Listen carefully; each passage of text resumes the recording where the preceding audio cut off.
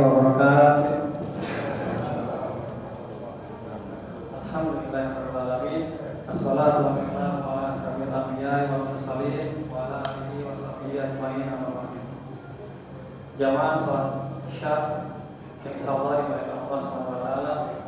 Pertama-tama mari kita panjatkan puji syukur kepada Allah Subhanahu wa taala karena dengan nikmat-nikmatnya kita semua dapat berkumpul pada malam hari ini melaksanakan salat Isya dan insyaallah dilanjutkan dengan salat tarawih berjamaah dalam keadaan sehat walafiat. Salawat dan salam marilah kita sanjungkan kepada Nabi Muhammad SAW serta keluarga, sahabat dan pengikutnya hingga akhir zaman nanti. Dan semoga di akhir kelak kita mendapatkan syafaat dari beliau. Amin amin ya rabbal alamin.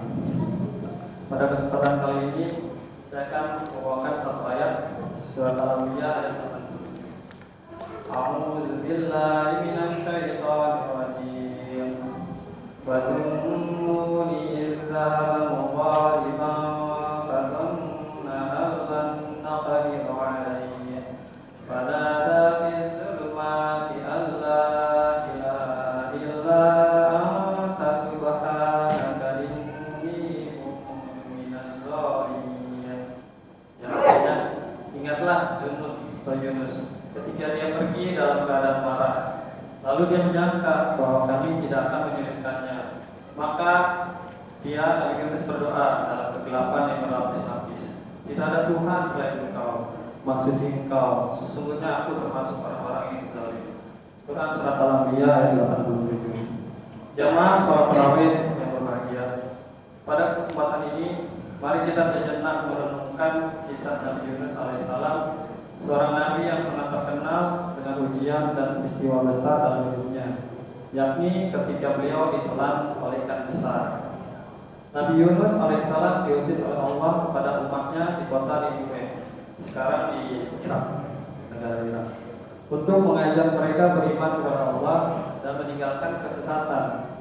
Namun ketika dakwahnya tidak diterima, Nabi Yunus merasa putus asa dan akhirnya memutuskan untuk meninggalkan kaumnya pergi. Ia berlayar menggunakan kapal, tetapi kemudian kapal itu mengalami badai yang besar sehingga mengancam nyawa seluruh penumpangnya.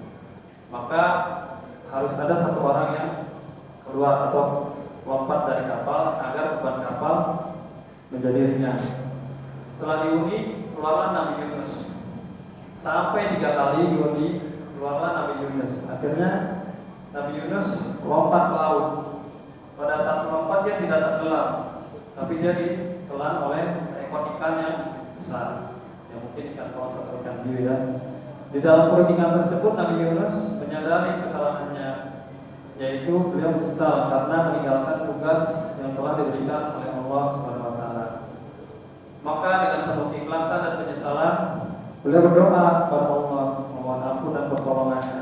Doanya, La ilaha illa anta subhanaka inni kuntu minaz zalimin. Artinya tadi tidak ada Tuhan selain Engkau, maksud Engkau, sesungguhnya aku termasuk orang-orang yang zalim.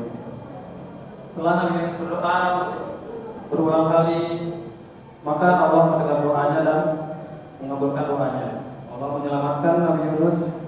Dikeluarkanlah Nabi Yunus dari perut ikan itu dengan disembur. Lalu dia kembali lagi kepada umatnya, dan alhamdulillah umatnya bertobat dan kembali kepada Allah. Pelajaran yang bisa kita ambil dari kisah Nabi Yunus alaihissalam adalah satu, yaitu pelajaran pentingnya taubat dan penyesalan.